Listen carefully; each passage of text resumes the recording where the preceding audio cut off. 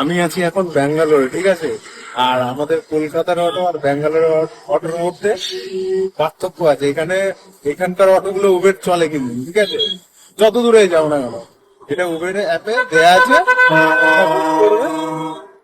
তোমরা Uber book করবে, auto পেয়ে যাবে এখান থেকে।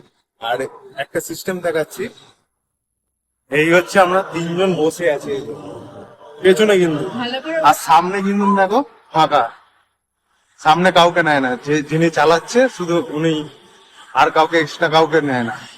মানে এই অটোতে তিনজন, মানে তিনজনের সিট রয়েছে না, তিনজন, একজন ড্রাইভার। আর আমাদের কলকাতার অটোতে তিনজন তো রয়েছে, প্লাস সামনে আরো দুজনকে এক্সট্রা নিয়ে নেয়, এদিকে একজন, এইদিকে একজন, তিনজন নেয় না, কখনো তিনজন কখনো দুজন নেয়, এদিকে একজন নেয় এদিকে দুজন নেয়। ব্যাঙ্গালোর অটোতে মোটামুটি আরামে যাওয়া যায়, একটু রেটটাও বেশি, তার জন্য উবের করলে।